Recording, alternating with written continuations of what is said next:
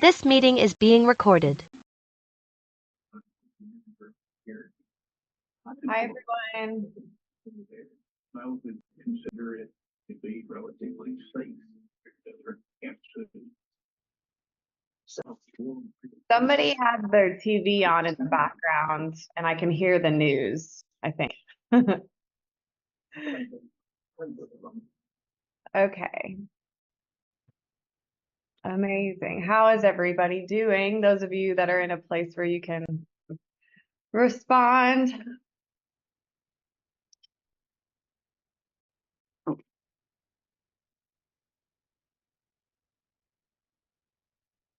Okay.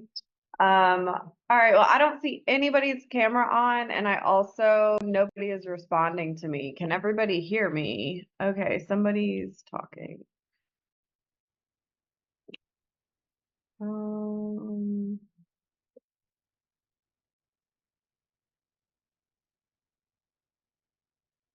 I just messaged in the group chat, not sure if anybody can hear me.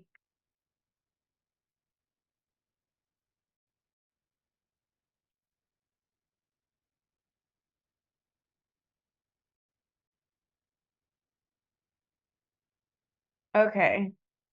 Christina, you can hear me. Betty, Jill, who else is on this call? Nobody.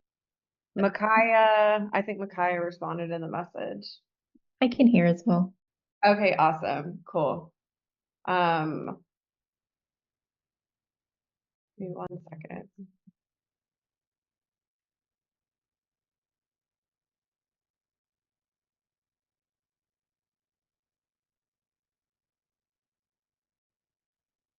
Okay. So I guess I don't know if anyone is in the position where you guys are able, there's some other people that are on. Ray, Kelly, Camilla. Okay, there we go. Awesome. Hi, everybody that just joined. Okay. So I'm gonna keep the group chat like up in my view just because it seems as if some of you guys are not, hey Kelly. It seems as if some of you guys aren't able to talk right now. And so I'm gonna keep the group chat up just so that I can be able to communicate with you guys. So please, it is very helpful if I'm like asking questions or asking for feedback, if y'all are able to like respond either like using the microphone or using the chat. So let's see what happened this week. So we had our live training, and then online, we did a live training through our Facebook group. And then we also had our event. And the event kind of really like, I think, set the tone for some of the stuff that we were talking about last week, which was, if you guys were on the call last week, we were talking about building human connections with people and the importance of trying to figure out how to either jump on a phone call with people or jump on a like Zoom call. We were like trying to set up everybody's Calendly link last call, just because of the simple fact that it is so very important to build human connections with people, especially when we're getting clients from online. So that was very obvious. Another reminder this past week, whenever we had our online training and then also our in-person event, just because we do a lot of interactions with people via text message, or we answer DMs, or we're doing like stuff via email to people with like our training programs, also obviously clients, but it's a totally different feel and a totally different experience whenever you're actually face to face with somebody on like a Zoom call, or if you are in person. And that's one of the reasons why it is so very much appreciated whenever you guys do jump on any of our training calls, that you guys have your cameras on and that you have your microphone on, because it's just, I genuinely believe everybody gets so much more out of it when you're actually interacting with the experience as opposed to just listening to it. So All of that, with that being said, we experienced all of that this past week with all of our events. So I wanted to start today's call by asking, last week we were diving into like setting up the Calendly link and being able to like set yourself up so you can professionally have some sort of a system to like have human connection with people. Who all went ahead and took the steps to like set up your Calendly link and started implementing that with your clients that you were getting on social media over this past week? So I just connected my Calendly and Zoom together, and it was really helpful for like being able to reach out to people this week because I was like, we can get on a 15-minute call, and I've had people start signing up for that. Amazing. Have you had a call yet? No, this girl is booking a call, so it'll be sometime within the next week. Awesome. Sorry if you guys can hear the background noise. No, that's really great. That makes me super excited. And Ray, you set yours up. Awesome. Christina, I have a Calendly link, but I need to update my schedule on it. Cool. Awesome.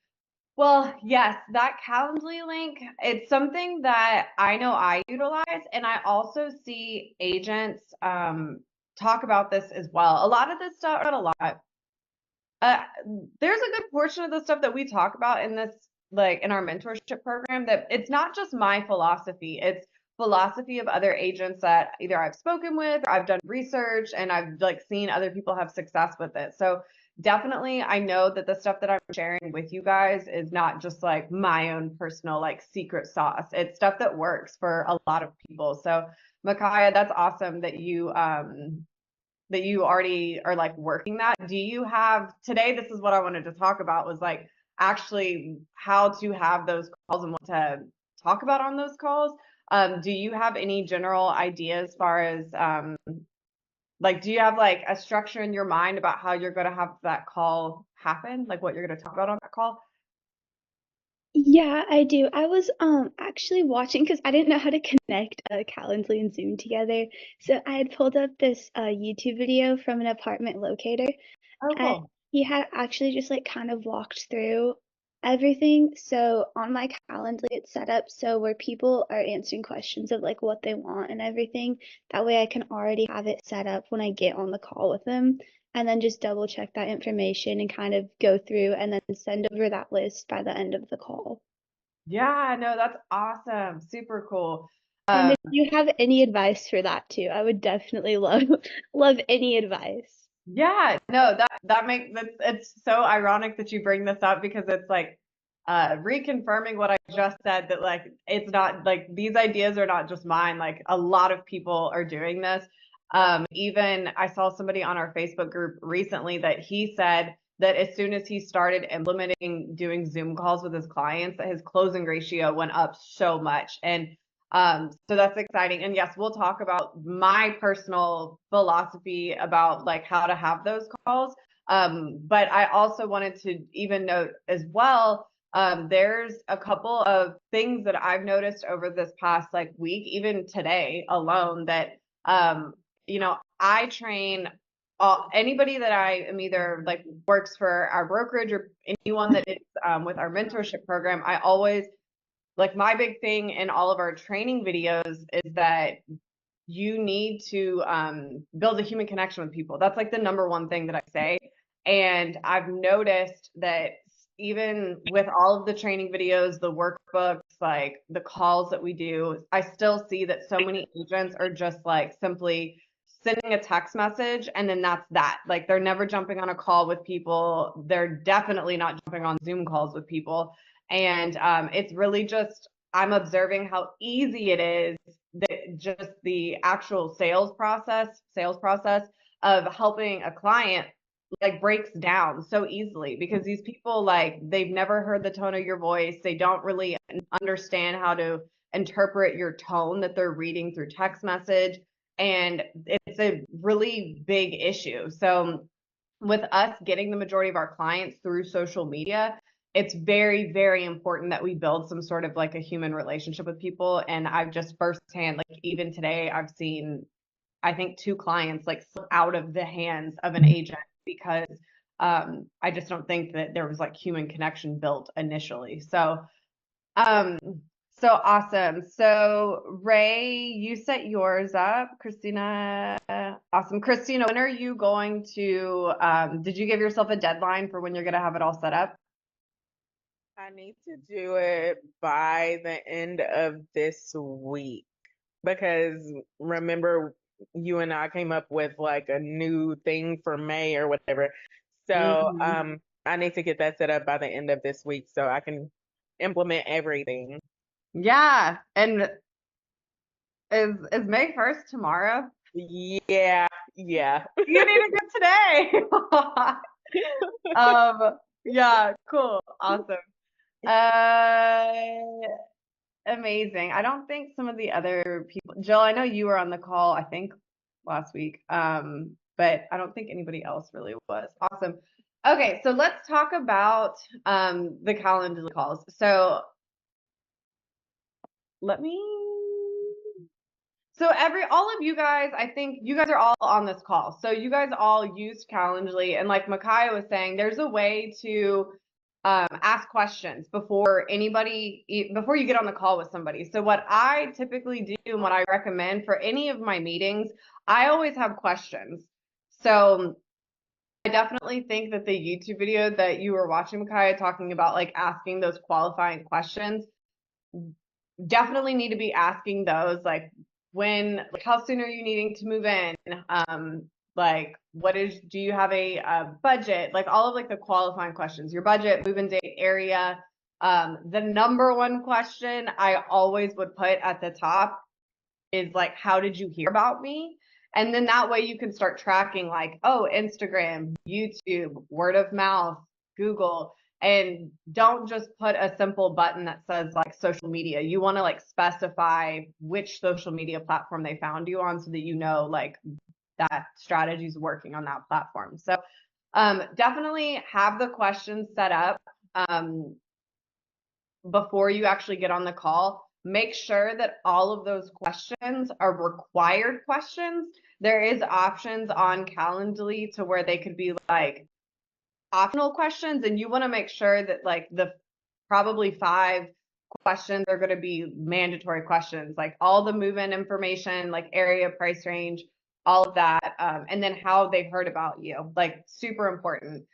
With Calendly too, I should note that there are different, like, there's different memberships or subscriptions, I should say. There's different services that they provide. I think one of them is free, or maybe it's very inexpensive. Then there's there's a couple tiers, but I will say with Calendly, with doing any Zoom calls, it doesn't even matter. Any meetings that are online, it's super important that you have some sort of like follow-up system. So the reason why I love Calendly is because I do pay for whatever tier it is that will send a text message and an email before and after the call. And that has been super, super crucial because back in the day when I was doing a lot of like recruiting, like interviews, I would literally have 60 people sign up for interviews and only like maybe 9 of them showed up. So I want to preface the fact that whatever you guys do start setting up Zoom calls with people, especially people that you don't know, never talked to before, any of that, either pay for the subscription that's going to do like text message notifications, or just make it your habit to send out text message reminders, because it is very frustrating when you like have your whole day planned out and you have 5 meetings that day and like nobody shows up to any of your Zoom meetings. So definitely, definitely, definitely make sure that you have some system in place to be doing your follow-ups like before you get on the call with them. It's so worth the extra, I think $5 a month that Calendly charges to do like those text messages and emails. Okay, so Can I chime in before we get off the Calendly topic? So when you're doing the questions, I know Jordan said maybe about 5. I would do it the 5 like most important questions. I wouldn't ask them like what their credit score is, or like if they want washer and dry, or any of like the specifics. I would make that part of your conversation with them. because you don't want to overwhelm them with too many questions before you even speak to them, or else they may not even sign up. So just do the most important few questions and then go from there. Yeah, no, that's very true. I would probably make it maybe 5 questions, maybe like budget, area, move-in date, and how they heard about you. Like that would be it. And Kelly's absolutely right. I know we've talked about this before. I think that with the world and the industry and the market, everything is changing. I typically would have probably not said, yes, you should ask people about their credit score, but it seems like because of the state of the economy, a lot of people are having credit issues. It seems like a lot of people are talking about that in our Facebook group, that a lot of their clients are just like not getting approved places. So before I would have said there's no reason to ask somebody that. But I think now it's kind of a thing. Like people are struggling a bit more just with inflation. So definitely that's something that you can talk about on your call with them, but don't ask them that like over the questions, and make sure whenever you are asking some of these more sensitive questions that they're not within the first like 1 to 2 minutes of your call with them. Like you need to build up some sort of rapport, some sort of human connection. You can't just get on a call and be like, so what's your credit score?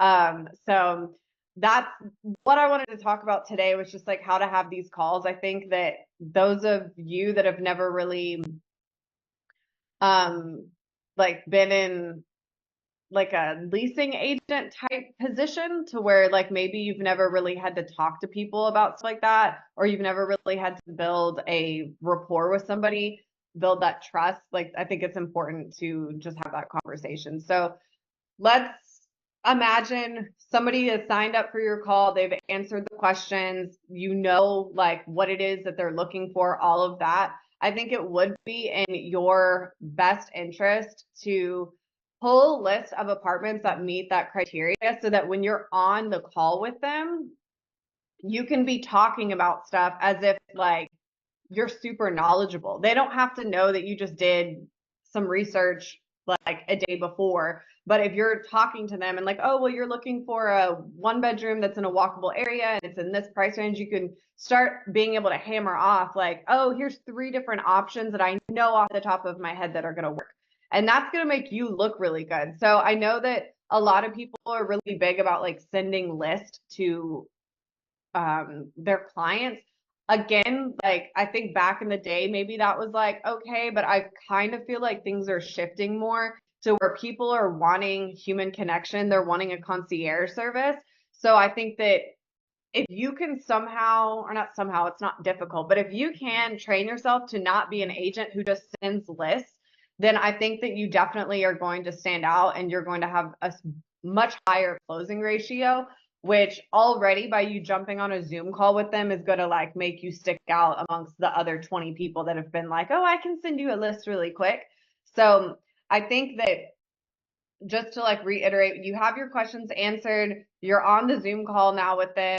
You start to, within the first like couple of minutes, you're gonna, do the, hi, how are you? Like, I'm Jordan.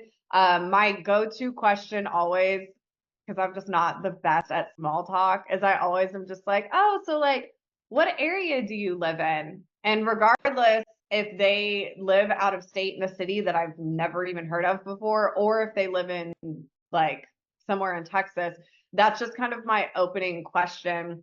Where do you live right now?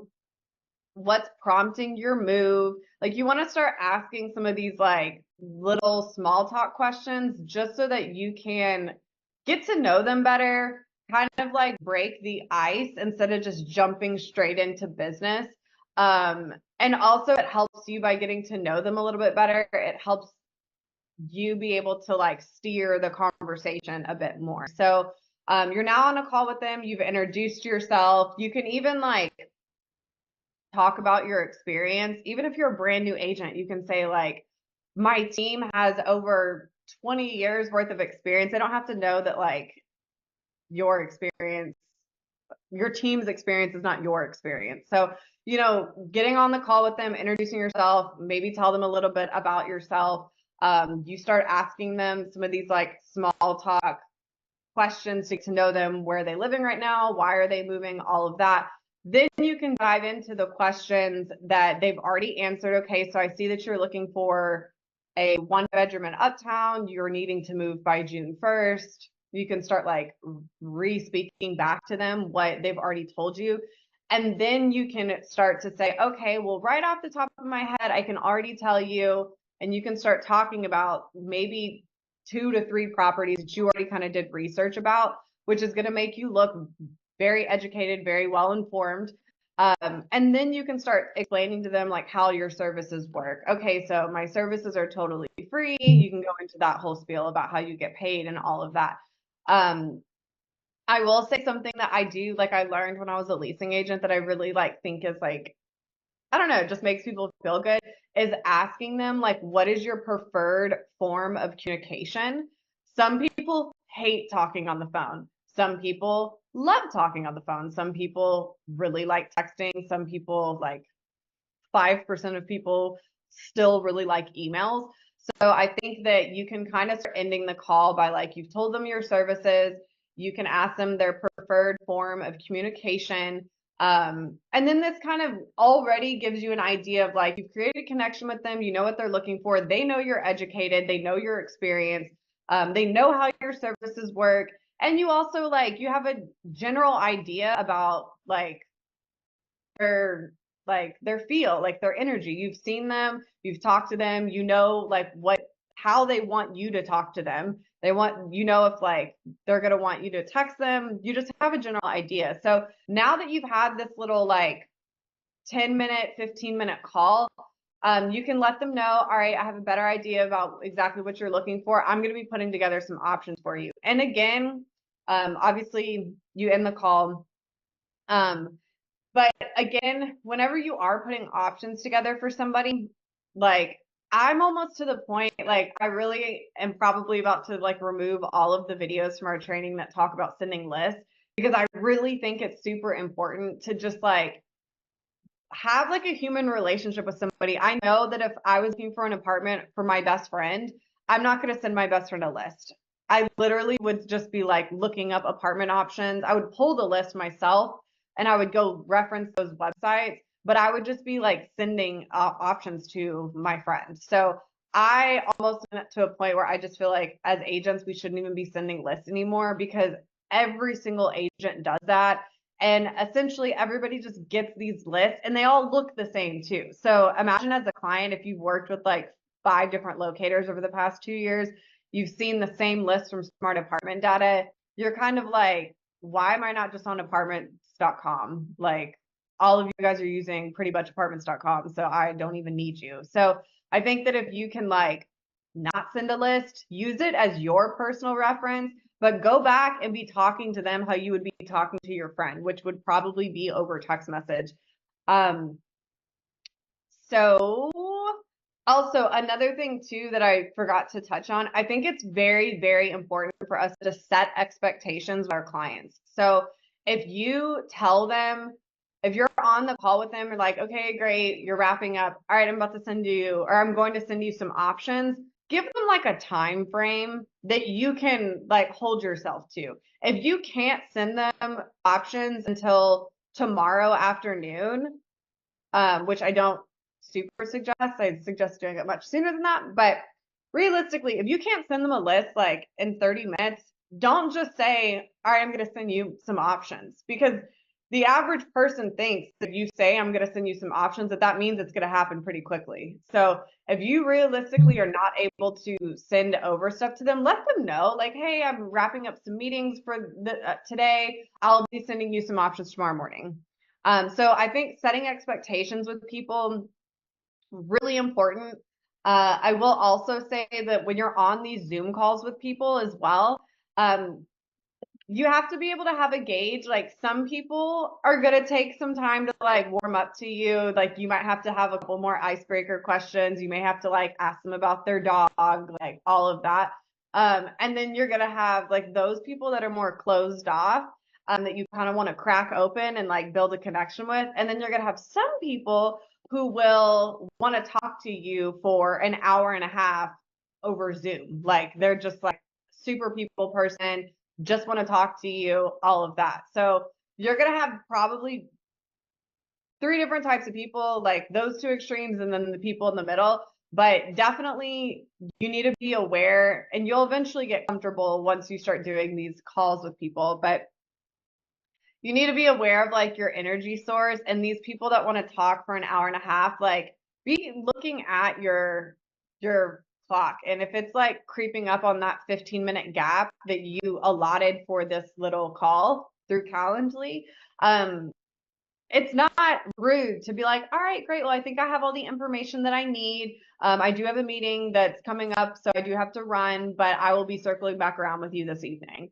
I definitely want to tell you guys that because you will have people that will talk to you forever, on the phone, on Zoom. So definitely don't feel like it's going to be rude if you have to like hold yourself to that time slot. With these calls, you can schedule how long they are. So on Calendly, I would make them like 15 minutes only. There's no need for you to be on the call with somebody for 30 minutes. So definitely that's really great also because they kind of already have this expectation in their mind about how long this is going to take, how long do I have with her type energy. I also was gonna say something and I forgot. Does anybody have any questions about any of that? Or Kelly, do you want to chime in, or anybody else want to chime in? Okay, so you mentioned not sending lists. Would you recommend like because people are gonna want to see like pictures of the apartments and stuff, would you recommend just sending the apartment website? Yes, yes. I mean, if gosh, like I said, I'm kind of just in this place where I'm like re-envisioning how I think that things should be done, just because like so much stuff has changed in the market the past year. But like what I used to do is like I would send options to people. Like I would like start texting them. Like I would be like, here's this apartment, this apartment, this apartment.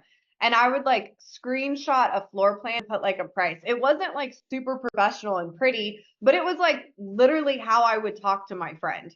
Like any of my friends I was looking for apartments. So that's how like I would be doing. And then I would send them the link to the website. I was going to say, like, you could send them all the options and then send them a list through Smart if you wanted. But as I was about to say that, Smart Apartment Data's videos or pictures are horrible. Like, they do not look good at all. So it's just like, I wouldn't even use Smart to like send to your clients. I would just use Smart on the back end for yourself, and I would just send them the websites. And if you get really great, like, me, because I was only really focusing on high rises in the Dallas area when I was like heavily doing locating, I got so great. I got so great. I was so diligent in the fact that I had all of these videos for the apartments that I had like toured. So I would be sending them options like, oh, here's Victory Place. They have an apartment for $1,200. That's not even a real number.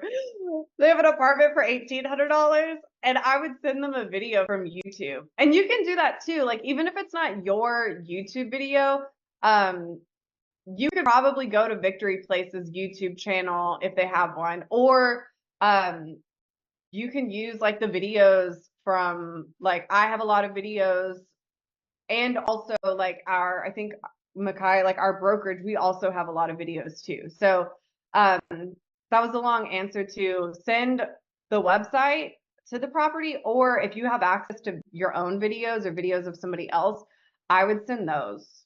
Yeah, and Jordan, some of the properties for like specific floor plans have walkthrough videos on their website, and you could send like the direct link to the actual video as well. That fits their criteria, what they're looking for.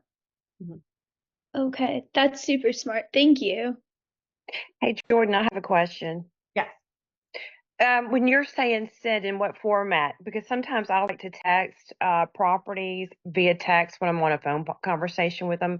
I've not yet do Zoom. So when you say, then I send them a screenshot. You say send. Are you saying send via text or send via email?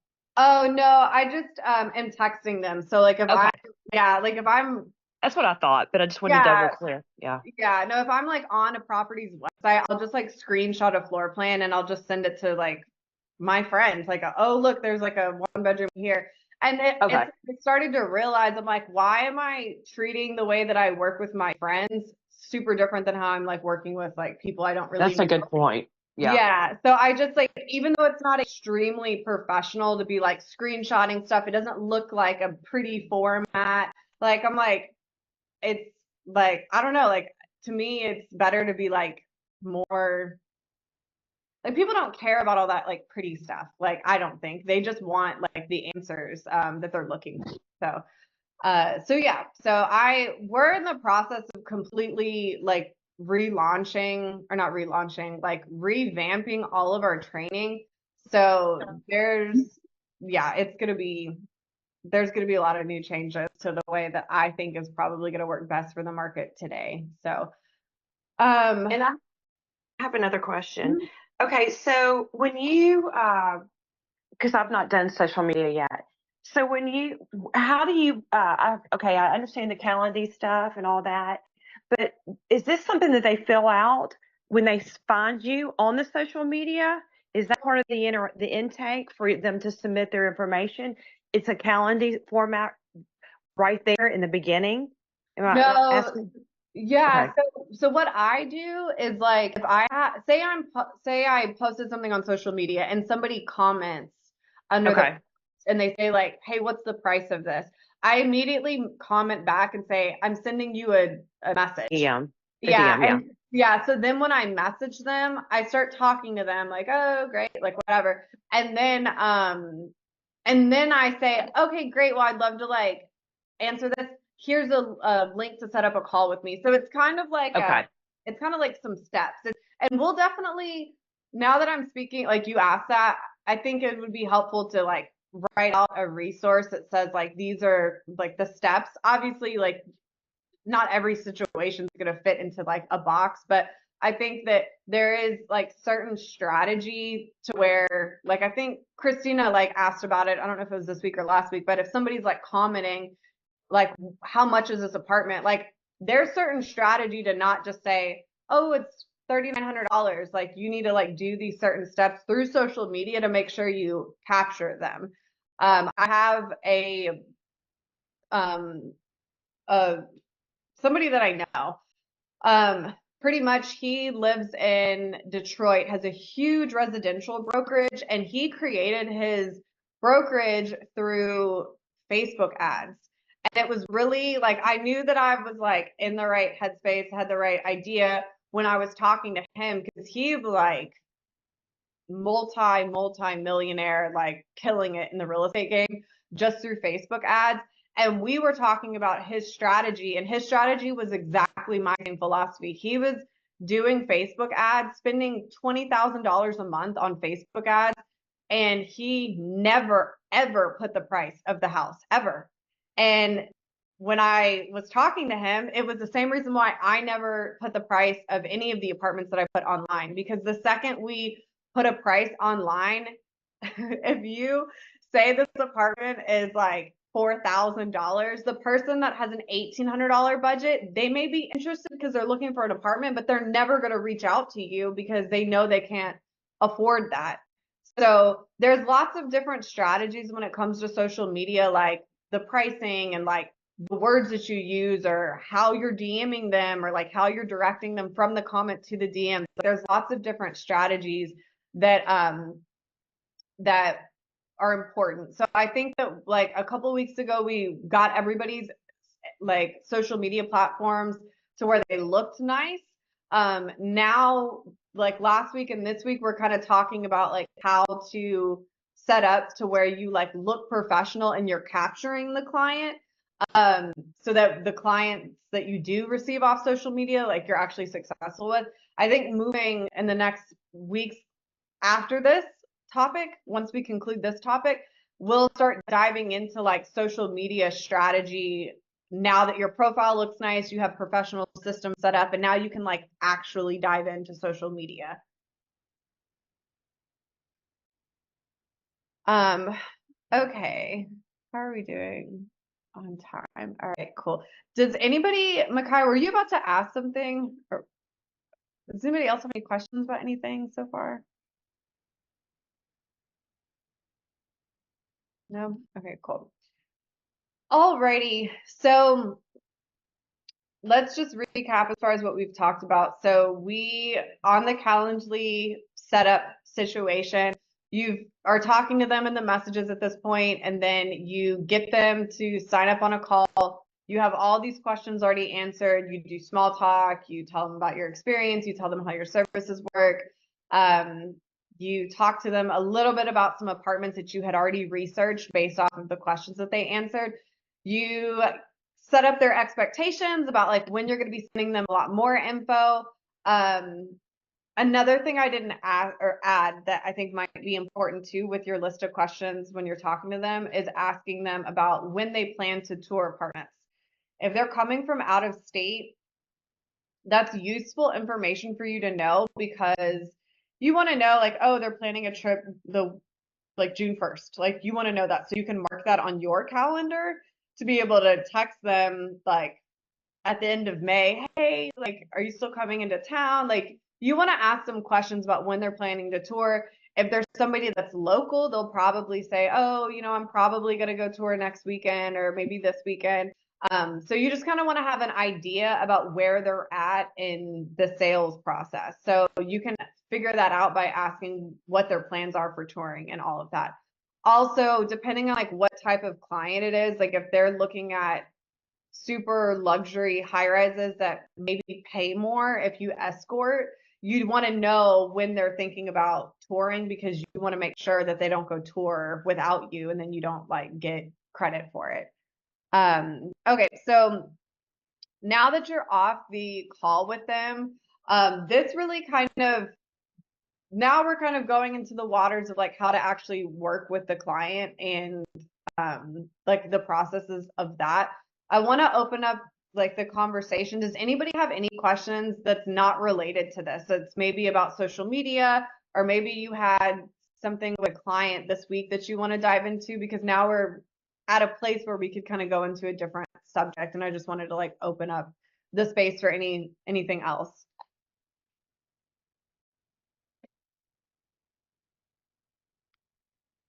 No? Alrighty. Okay. Well, I think just for the sake of time, if nobody else has anything that they want to dive into, I don't really want to jump into a whole nother subject right now since we only have 20 more minutes left. Again, I'm happy to answer any questions. But if nobody has any questions, Kelly, do you have anything that you want to add? Well, yes, I guess briefly. So this is just like a scenario that's happened this week with one of our agents. So she had been helping a client that reached out to us. She sent her numerous lists. Her criteria was a 2-bedroom in like uptown Dallas area, nice area, and her budget was $2,000. But then also the type of place she was looking for was she cannot get that within $2,000. So our agent sent her what she could get for $2,000, which was not in the uptown area, but as close that she could get, and then showed her what she was looking for in uptown, which is out of her budget. But she did a really good job of giving her different options and what was the closest that she could get. And the client basically just said, like, you were not able to help me. All of your lists, everything was not what I was asking for. What would you suggest doing in that situation, Jordan? Oh, I thought you were gonna like give the answer to the solution. Yeah. So with that specific person, I'm laughing because like Kelly and I and the agent and the client are all in a group chat. So I was watching all these text messages come through this morning, and I was like, oh my God, this person is so mean, this client. But I think that the agent She handled it with such grace. She basically just like let this person know that, I'm so sorry I was not able to help you. If anything changes, please feel free to reach out. Like, she was super kind, all of that. Even though, like, I think all three of us, because we had seen how much work that she had done, all three of us were like, oh, we want to go off on this lady. Like, this lady is so mean. But the agent handled it really, really well. Guarantee that client will not be coming back. Like, even though she won't be coming back, I'm sure. It's just sometimes you're going to deal with people that are just like not pleasant. And I know we've talked about this before. It's just like, it's an energy thing. Like, honestly, when that client did that, it's very kind that she actually, even though she was rude, it's kind that the client did that.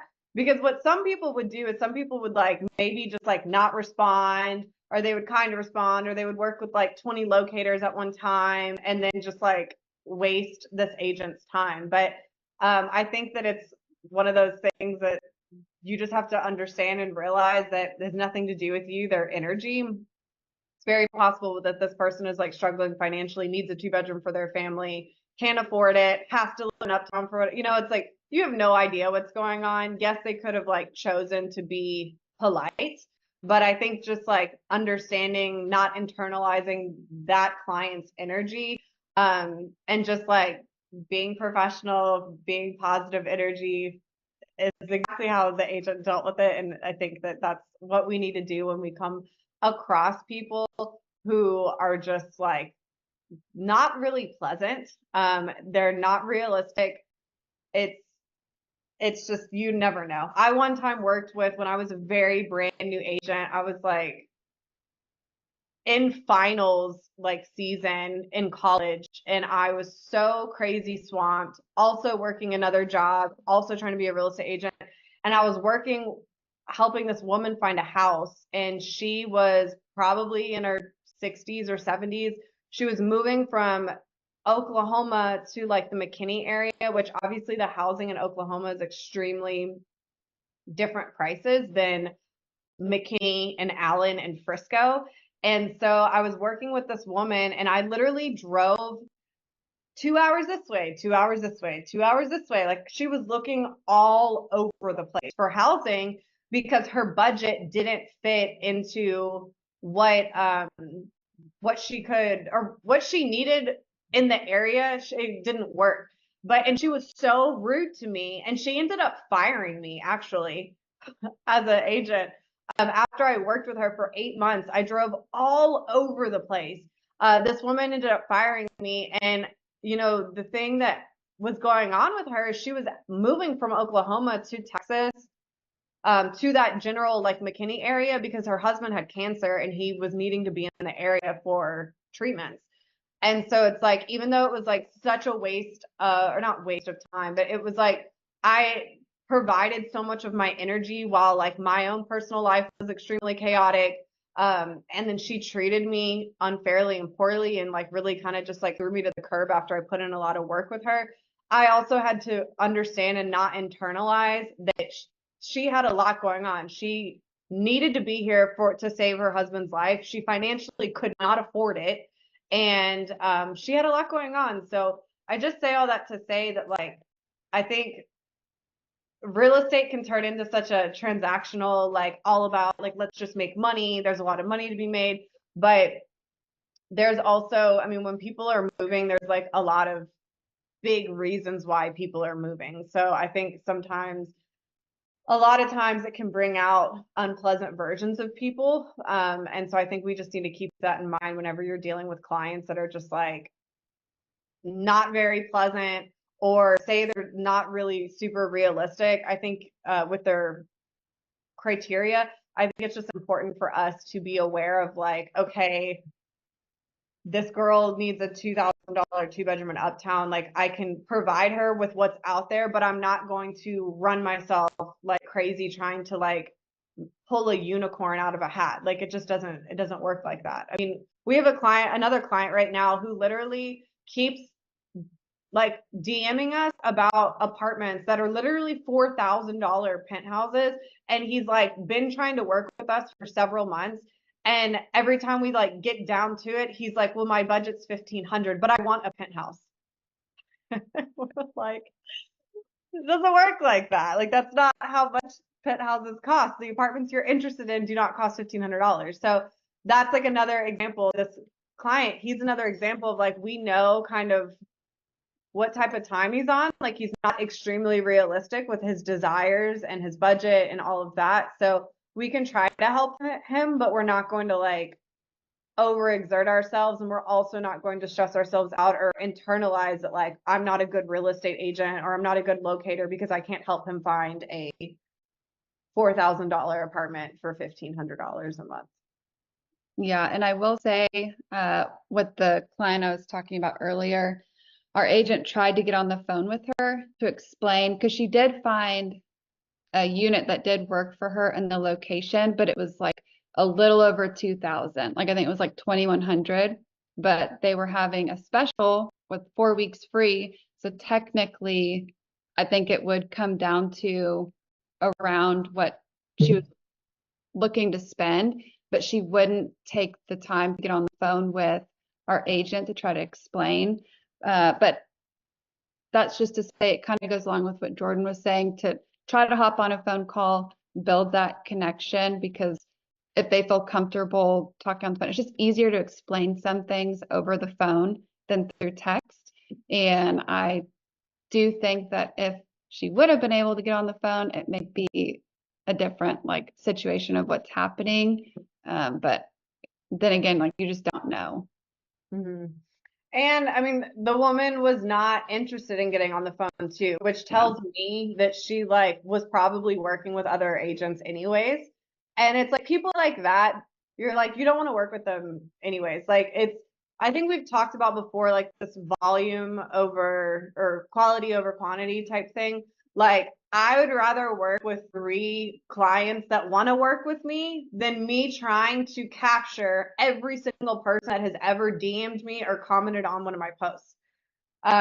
This specific person, like you start to pick up on these like things with clients that you're like, especially when you're getting them on social media, you start picking up on stuff that you're like, I'm going to try to help you, but I'm also not going to put all my eggs in one basket for you. Like I'm not going to be heartbroken if this doesn't work out, because it's this kind of feeling as if you're not super committed to the process or not super committed to me as your agent. So again, another reason why you want to get on like a Calendly Zoom call with them is because you can be able to establish the fact that like, hey, I am your apartment locator. I'm not just some random person like texting you, sending you lists. Like I am yours. You're my client. Like let's stop treating our apartment locating clients like they're different than residential clients. Like if you've done residential real estate, or if you just know about residential real estate, like that's a very like personal, you meet them at every house type energy. Although a lot of us got into apartment locating, so we don't have to do that. We can still do certain steps in order to like be building a established relationship. Like you're my client, I'm your apartment locator type of thing. So, yeah. So, Ray, you said I missed the social media, but also marketing outside of posting daily. Ray, I think that I'll find the recordings for that call. What I am gonna do is I think I'm gonna put all of the recordings that we've done somewhere, I think. So I will I'll keep you guys posted on that. All right, well, next week, I don't know what we're going to dive into next week. Is there anything specific that you guys want to dive into in the coming weeks?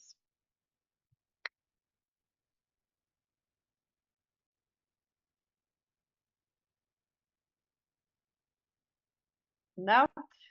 All right, well, I will put together, my plan was to put together like a training calendar of some sort. So if anybody has topics of stuff that you feel like you're struggling with right now, like it literally could be any topic at all, feel free to send them to me.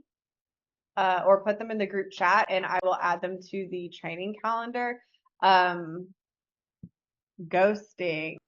Okay, that's a good one. Cool. Ghosting.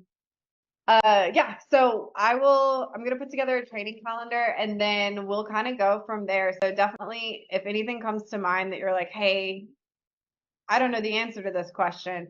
Even if you figure out the answer to the question, feel free to send it to me, like the question that you initially had, because it's gonna help me kind of plan out like what you guys are struggling with right now.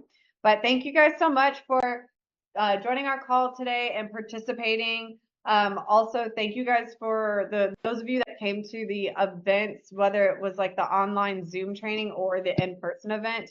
It was so fun to be able to like actually physically hug people that I've been on Zoom calls with for several months. So thank you guys so much for coming. Alrighty, well, I will talk to you guys next week. Have a great rest of your week.